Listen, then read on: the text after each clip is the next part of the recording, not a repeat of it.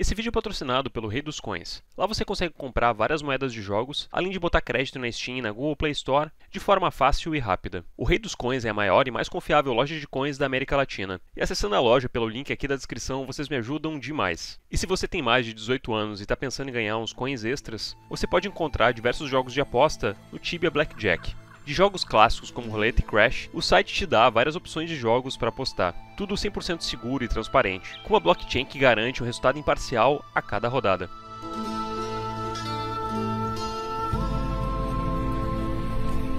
As guerras sempre foram uma parte central do Tibia, em busca de exclusividade nos melhores locais de caça do jogo e de se sobressair através de força bruta, muitos players se uniam, formavam guilds e guerreavam com outras guilds pelo domínio de servidores. E isso meio que acontece até hoje no Tibia. O detalhe aqui é que a forma de se guerrear no Tibia ficou muito diferente com o passar dos anos. Hoje, junto com o Pipão de Bruto, vamos relembrar das antigas mecânicas e estratégias por trás das guerras antigas do Tibia, e fazer um paralelo com as mecânicas mais atuais do jogo.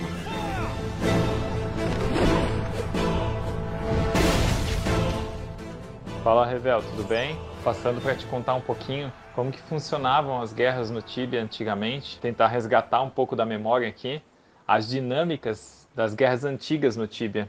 Antes, né, de tudo que a gente vê hoje, assim, antes dessas batalhas abertas, antes dos grandes times, antes das comunicações via TeamSpeak, Discord, Ventrilo, antes disso tudo, né? Uma história interessante aí de a gente deixar registrado como que as guerras funcionavam no Tibia, né? A primeira diferença importante entre as guerras antigas e as guerras atuais é, sem sombra de dúvida, a comunicação. Se o uso do Discord ou do TS hoje é indispensável para qualquer atividade em grupo no Tibia, antigamente a troca de informações e a contagem para combos acontecia de uma forma muito diferente. Geralmente as calls eram digitadas no guild chat ou no chat geral. Os poucos times que descobriam formas para se comunicar mais rápido do que isso acabavam tendo uma certa vantagem, como os próprios Black Knights de Itajaí, que jogavam juntos em Lan House e davam calls em tempo real. Times que tinham melhores comunicações geralmente se saíam melhor nas guerras, mas inicialmente mesmo a comunicação ela se dava muito dentro do guild chat ou até mesmo na própria tela, no próprio canal normal ali no default. Então isso era uma coisa bem comum na época, né? Você escolher um target, digitar 1, 2, 3 e quando 3 sumisse da tela, todo mundo atacava SD ou Davezor, né? Ou focava num target específico. Então tinha um pouco desses comunicados assim. E o pessoal foi aperfeiçoando. Para depois não ficar falando 1, 2, 3 e o pessoal perceber, tinha gente que colocava só um ponto de exclamação, só um ponto final. E aí quando esse ponto final sumia da tela, tipo, todo mundo virava num target específico. A comunicação era um desafio muito grande para todo mundo, cara. Ela era uma comunicação muito mais in-game.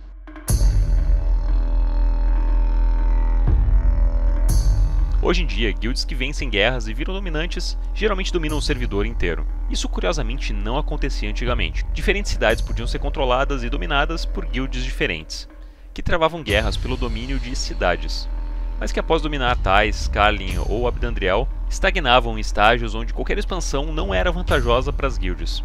Muitas guilds ficariam famosas ao longo dos anos por esses domínios locais, como a Satori, que durante anos a fio dominou a cidade de Abdandriel. Outra coisa que eu lembro que era bem interessante, cara, era o domínio de cidades. No começo, o Tibia tinha pouquíssimas cidades, né? Carlin, Thais, Venori, Abdendrel, Edron e Darasha. E acontecia muito, cara, de você dominar as cidades. Então, a guerra, ela era meio que uma guerra territorial, assim. O seu time podia dominar Venori, podia dominar Edron, podia dominar Darasha. O time inimigo podia estar dominando Thais, Carlin, Abdendrel, né? Então isso era uma coisa que acontecia bastante também. Os times estarem dominando cidades específicas. E você, quanto mais cidades você dominava, mais forte você ficava e mais fraco o seu inimigo ficava. Porque ele perdia acesso aos respawns que tinham na época. Então, por exemplo, Edron era uma cidade muito cobiçada, porque ela praticamente tinha respawn para todos os levels. Os levels mais baixos tinha Orcs e tinha Hot Worms, tinha Ciclópolis para os levels intermediários e médios, tinha Hero Cave para os levels mais altos, tinha Draglair. Então assim, era uma cidade muito completa. Então o que você fazia? Você gastava boa parte da sua energia para dominar o barco de Edron e o tapete de Edron. Antigamente essas guerras entre locais dominados geralmente aconteciam em pontos de interesse famosos. Barcos e tapetes que davam acesso a lugares importantes eram locais onde geralmente esses embates titânicos aconteciam. E quando eu digo titânicos, essas lutas eram titânicas para a época, claro. Mas não dá para comparar as guerras atuais, que têm centenas de players na tela, com os combates antigos do Tibia. Eles eram muito mais orgânicos, e algumas guerras começavam de forma muito simples, como algum embate entre grupos pequenos na saída do tapete de Fenmore Hills ou no barco de Cormaia. Um destino também para esses combates era na própria porta das guild houses inimigas. Então era um domínio muito grande de cidades, e a escolha de guild houses era bem estratégica também. Então você já escolhia a melhor guild house nas cidades que você queria dominar, porque aí os seus times sempre estariam por lá. Então olha que curioso, né? Tinha um papel muito mais do que só decoração a guild house, assim. Ela era um papel realmente de impacto na influência do próprio jogo, na conquista de território do jogo. Então valia a pena você pagar muito por uma guild house boa, porque isso te dava uma vantagem competitiva, já que todo o seu time ficaria em Edron, por exemplo.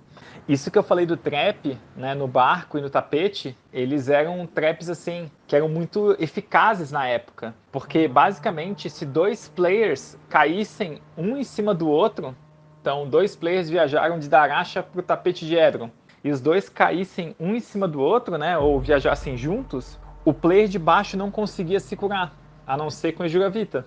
Porque com o Agaz ele não conseguiria se curar. Então ou ele usava o Exjuravita ou ele morria. Destacar muitos players em um SQM pode parecer uma vantagem hoje, mas com certeza não era no Tibia 7.1. Um player destacado que estivesse embaixo de outro player não poderia se curar com o maior recurso de cura de todo o jogo na época, as runas de UH. Essa limitação foi abusada durante incontáveis vezes durante as guerras antigas. E inclusive foi um truque usado pelo Pipão de Bruto em um test server antigo para vencer uma mini-guerra no elevador de Khazad-dûm. Durante o test server 7.3, ele e seu amigo Tried usaram esse truque de limitação de healing em stack para matar mais de 15 testers, incluindo players e tutores mega famosos na época, como Iris Ward de Antica e Lane de Libera. Cara, tanto é que muitos dos traps antigos do Tibia, para matar muitas pessoas, eles visavam o stack de players. Então, por exemplo, o elevador de Khazad-dûm, por exemplo, ele era o elevador da morte conhecido, né? Porque dois players conseguiam ficar lá parado e todo mundo que fosse caindo no elevador de Khazad-dûm ia cair um em cima do outro. Então, você com dois players conseguia matar muitos outros players. É uma vantagem muito grande, porque se o pessoal viesse atrás de você, eles iriam cair, iam ficar presos ali, um ia cair em cima do outro, só o primeiro ia poder se curar e o restante que estivesse embaixo iria morrer. E, inclusive uma história bem curiosa, num teste server, na época de Julera, eu e o Tried, eu estava com o Pipão de Bruto nessa época, a gente fez um trap muito grande no elevador de Khazad-dûm. A gente estava brincando no teste server e rolou uma batalha muito grande em Hills. E essa batalha foi saindo de Hills e ela veio descendo até a Dwarf Bridge. E ali na Dwarf Bridge, eu e o Tried, nosso time praticamente tinha sido dizimado pelo time adversário. E a gente pensou, cara, vamos correr pro elevador de cais. Só tinha sobrado a gente. E a gente foi pro elevador de cais. E essa estratégia do elevador de cais não era tão conhecida na época. E a gente desceu, colocou um parcel atrás e começou a descer todo mundo do time inimigo no elevador de cais. E, cara, a gente começou a matar um por um, assim. Óbvio que foi bem difícil tancar, porque o objetivo deles era muito nos eliminar para pegar o nosso spot e aí conseguir matar nós dois. Então eles ficavam bastante focados em mim, que era Paladin, ele que era Knight, eles não focavam tanto. Ele ficava batendo Explosion e Ezori, e eu ficava, quando possível, jogava uma SD, que pegava em todo mundo da stack. E aí, cara, a gente matou muita gente mesmo, e muita gente importante da época. E uma das pessoas que a gente matou foi a Lani, que era um dos tops de Libera. O Larlock também era bem conhecido em Libera. E o Arizoar, que era bem conhecido em Antica. E a gente fez uma foto depois, né, botou no fórum tudo, com cerca de 15 players que morreram naquele trap do elevador de cais. E tipo, 2 players contra 15 conseguiram, né, causar um estrago muito grande. E tudo bem, era teste server, a gente tava brincando. E um fato curioso dessa história é que eu acabei sendo banido no Tibia Global, não no teste server, por ter matado algumas pessoas que eram influentes na época. Elas reportaram como se eu estivesse usando um bug do jogo, e eu levei um ban de 7 dias, né, por uso ilegal do jogo, assim, por uma trapaça em game. Esse é um caso bem curioso que ficou marcado assim na minha memória. A morte no Tibia sempre foi algo muito complicado. As penalidades se morrer no Tibia impõem pesadas perdas de experiência, além dos itens que você perde. Essas penalidades foram contornadas totalmente em dezembro de 2002, quando foi implementado o Amulet of Life, na versão 7.1 do Tibia. Com esse amuleto, todos os players que morriam não perdiam absolutamente nada, nem XP, nem skills e nem itens. Esse item fez o Tibia virar de cabeça para baixo na época, e antes conflitos que eram deixados de lado simplesmente pelo medo da morte, agora eram travados em proporções cada vez maiores, dando começo a um longo período de guerras que nunca acabaria no Tibia. Essas guerras eram travadas em volta então das AOLs, tanto metaforicamente quanto literalmente. Muitos dos conflitos das guerras explodiram exatamente na Ilha do Eremo, o NPC que vendia esses amuletos. Guilds sabiam que se dominassem o acesso ao NPC que vendia o AOL, logo eles controlariam o server, pois o time inimigo dificilmente teria coragem para entrar numa luta sem os amuletos. Dentre os conflitos mais famosos na Ilha do Eremo, com certeza estão os embates entre a aliança sueca Demo Crew e a Knighthood, guild do lendário Messiah, que travaram inúmeras batalhas pelo controle da ilha no servidor de Nova.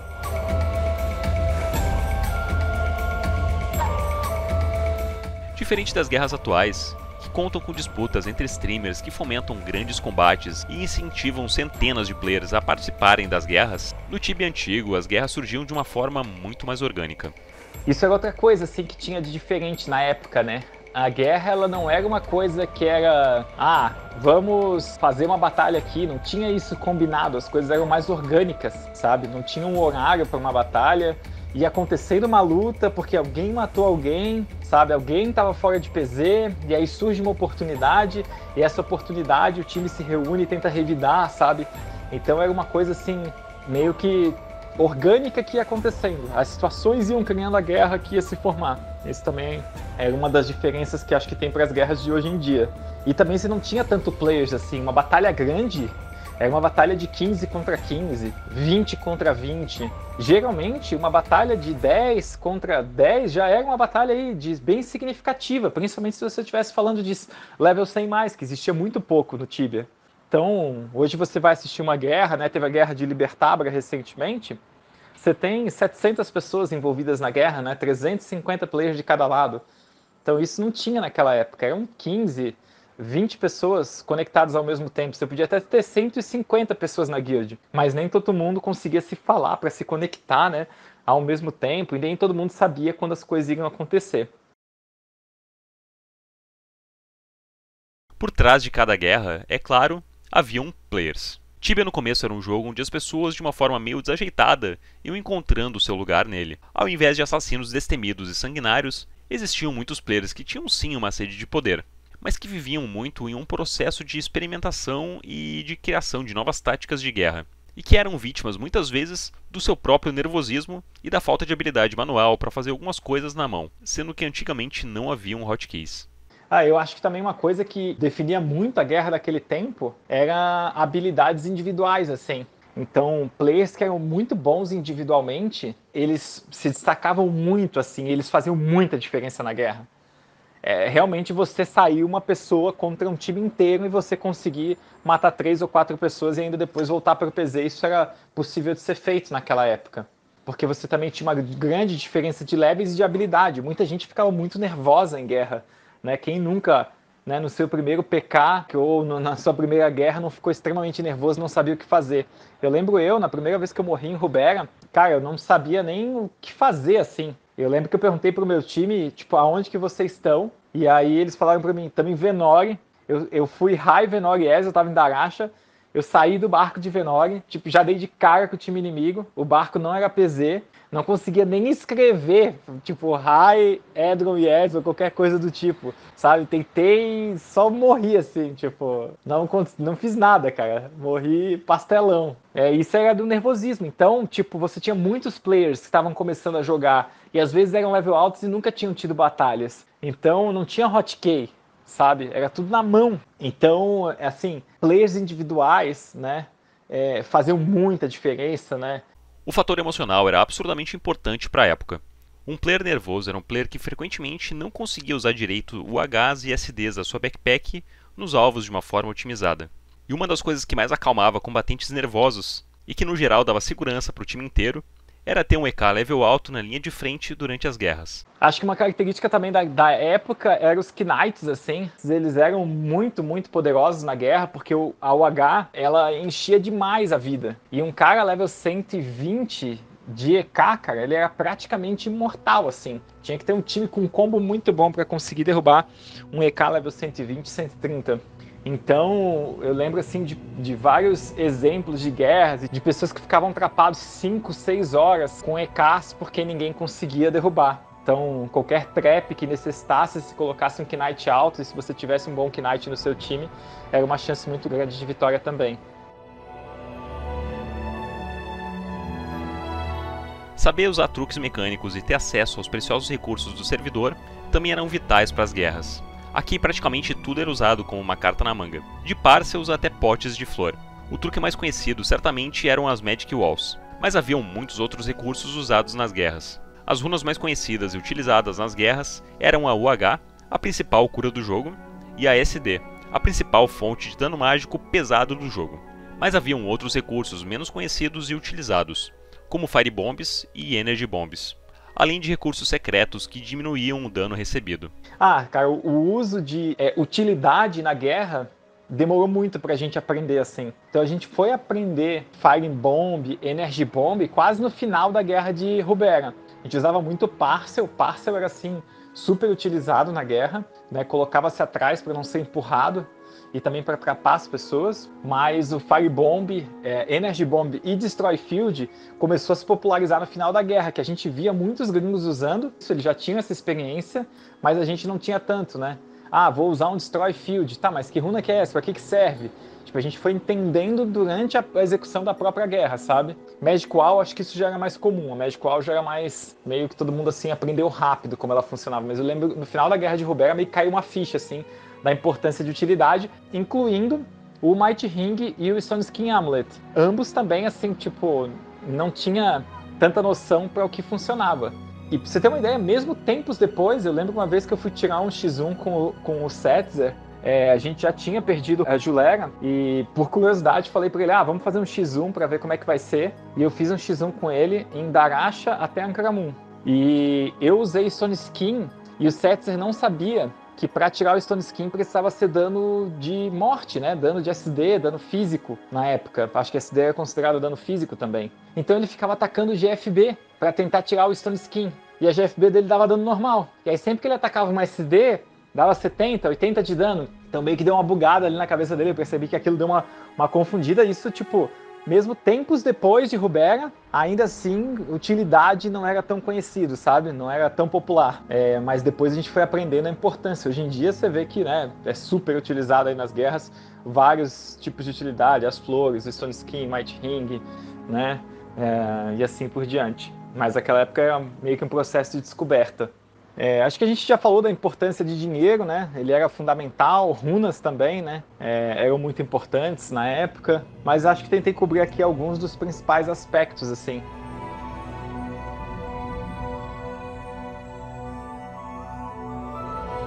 É isso, pessoal. Espero que vocês tenham gostado. A gente tentou deixar registrado aqui esses relatos para que vocês pudessem sentir um pouco do que a gente sentiu naquela época e tentar transportar vocês para aquele momento. E é muito legal a gente ver que esse sentimento, esse frio na barriga, as guerras, as histórias, elas continuam vivas até hoje dentro do Tibia.